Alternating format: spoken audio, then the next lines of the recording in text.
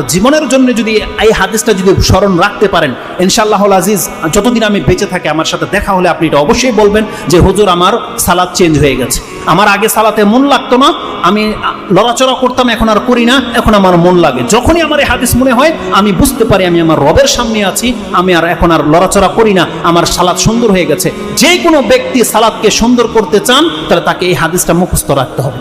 যে হাদিসটা ইমাম বুখারী রাহিমাহুল্লাহ তার 2টি অধ্যায় এনেছেন, 8 নম্বর অধ্যায় এবং 10 নম্বর অধ্যায়, 2টা অধ্যায়ে পাবেন। 8 নম্বর অধ্যায় সালাতের অধ্যায়, তাতে আপনি 405, 403, 4, 5, 6, 7, 8, 9, 10, 17 পর্যন্ত একটা হাদিসই পাবেন।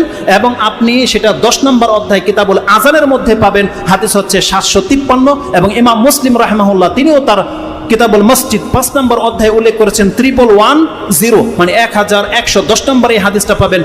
আনাস রাদিয়াল্লাহু তাআলা তিনি বলছেন আন্না রাসূলুল্লাহ সাল্লাল্লাহু আলাইহি ওয়াসাল্লাম রাআ নুখামাতান ফিল কিবলাতি, রাসূলুল্লাহ সাল্লাল্লাহু আলাইহি ওয়াসাল্লাম একদিন কিবলার পাশে নাক ফোঁটা, কেউ হয়তো থুতু ফেলেছে বা নাকের ময়লা ফেলেছে, কিবলার দেয়ালের মধ্যে লেগে আছে, এটা রাসূল সাল্লাল্লাহু আলাইহি ওয়াসাল্লাম দেখতে পেয়েছে। ফাশাক্কা যালিকা আলাইহি হাত্তা রুইয়া ফি ওয়াজহিহি, রাসূলুল্লাহ সাল্লাল্লাহু আলাইহি ওয়াসাল্লাম এতটা বেশি কষ্ট পেয়েছেন যে তার চেহারায় পর্যন্ত সেই কষ্টের ছাপটা ফুটে উঠেছে। ফাকামা, রাসূলুল্লাহ টিকতে পারলেন না, দাঁড়িয়ে গেলেন।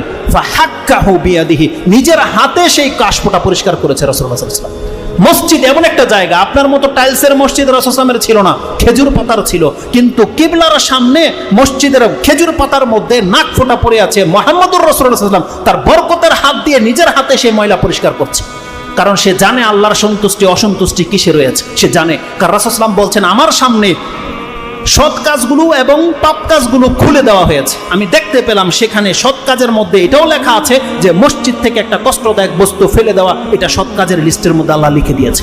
কে করেছে এত বড় পাপ? রাসূলুল্লাহ সাল্লাল্লাহু আলাইহি ওয়াসাল্লাম নিজের হাতে সেটাকে পরিষ্কার করে দিয়েছে। তারপরে যে মূলনীতিটা রাসূলুল্লাহ সাল্লাল্লাহু আলাইহি ওয়াসাল্লাম পেশ করেছে, ইন্না আহাদাকুম ইযা কানা ফিস সালাহ, এটা একটা ভাষা। ইন্না আহাদাকুম ইযা কামা ফিস সালাহ, এটা একটা ভাষা। রাসূলুল্লাহ সাল্লাল্লাহু আলাইহি ওয়াসাল্লাম বলেছেন যখন কোনো ব্যক্তি তোমাদের মধ্যে নামাজে থাকে অথবা নামাজে দাঁড়ায় যায়, ইন্না আহাদাকুম ইযা কামা ফিস সালাহ ফাইন্নাহু ইউনাজি রাব্বাহ, সে তার রবের সাথে এখন মোনাজাতে লিপ্ত, সে তার রবের সাথে এখন মোনাজাতে লিপ্ত। যতক্ষণ পর্যন্ত সে সালাতে থাকে সে আল্লাহর সাথে কথা বলছে সরাসরি। আর আল্লাহ সুবহানাহু ওয়া তাআলা নবীদের সাথে কথা বলেছে ওহী মারফত। রাসূলুল্লাহ সাল্লাল্লাহু আলাইহি ওয়াসাল্লাম বলছেন ইউনাজি রাব্বাহ, সে তার রবের সাথে ডাইরেক্ট কথা বলছে, চুপি চুপি কথা বলছে, যেটা আর কেউ জানে না, একমাত্র তার সে জানে, তার রব জানে। রাসূল সাল্লাল্লাহু আলাইহি ওয়াসাল্লাম বলেছে আও ইন্নাহু বাইনাহু ওয়া বাইনা কিবলাতিহি, রাসূলুল্লাহ সাল্লাল্লাহু আলাইহি ওয়াসাল্লাম বলছেন কোন ব্যক্তি যখন আল্লাহু আকবার করে দাঁড়িয়ে যায় তার আর তার কিবলার মাঝে আল্লাহ উপস্থিত থাকে।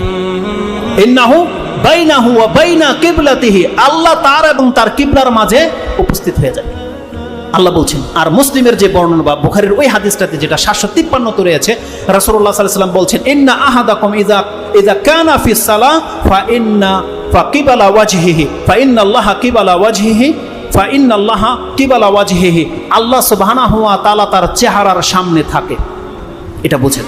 মানে আপনি যখন আল্লাহু আকবার বলেছেন, সেটা হোক সুন্নত নামাজ, নফল নামাজ, ফরজ নামাজ, আপনি যেমনি বলবেন আল্লাহু আকবার, রাসূল বলছে আপনার চেহারাটা তখন সরাসরি আল্লাহর সামনে থাকে। কোন মালিকের সামনে যদি কোনো ব্যক্তি, কোনো মালিক যদি দাঁড়িয়ে থাকে, তার গোলামকে টেরবেটার করতে পারে? অথবা এটার পজিটিভ দিক নিয়ে নেন, আপনি যার ইবাদত করেন আপনার যদি ফিল হয় যে আমার মালিক এখন আমাকে দেখছে, আমার সাথে তার সম্পর্ক রয়েছে, সুবহানাল্লাহ, আপনার অবস্থাটা কেমন হতে পারে? তাহলে এই হাদিসটা আমাদেরকে স্মরণ রাখতে হবে যতদিন পর্যন্ত আপনি বেঁচে থাকবেন এবং সালাত আদায় করবেন। আপনি জেনে নেন আপনার মর্যাদাটা এমন, আল্লাহ বলছেন যে কেউ তোমাদের মধ্যে সালাতে দাঁড়ায় সে তার রবের একেবারে কাছাকাছি, বা তার রবের সাথে এখন সে ইউনাজি রাব্বা। দেখেন এখানে মোনাজাত শব্দটা রয়েছে। আমাদের সমাজে মোনাজাত করে সালাত ফিরানোর পরে, অথচ রাসূল সাল্লাল্লাহু আলাইহি ওয়াসাল্লাম বলছেন মোনাজাত হচ্ছে নামাজের ভিতরে।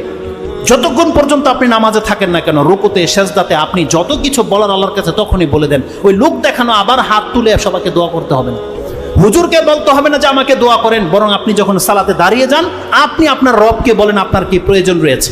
আমি কি ব্যক্ত করে বোঝাতে পারবো আপনার রবের কাছে যে আপনার কি প্রয়োজন? কিন্তু আপনার অন্তরে যেভাবে কথাটা বেরোবে এটা একমাত্র আপনি পারবেন, আপনার বিকল্প কেউ পারবে না, কোনো হুজুর পারবে না আপনার ভাষাটাকে আল্লাহর কাছে প্রকাশ করতে। আল্লাহ সুবহানাহু ওয়া তাআলা যেহেতু ভাষা নাজিল করেছে, এগুলো তো আল্লাহর বানানো নাকি মানুষের বানানো? প্রত্যেকটা ভাষা আল্লাহ সুবহানাহু ওয়া তাআলার সৃষ্টি, আর আল্লাহ প্রত্যেকটা ভাষা বোঝে। যাই আল্লাহ সুবহানাহু ওয়া তাআলা বলেছেন বান্দা তুমি আমাকে ডাকো।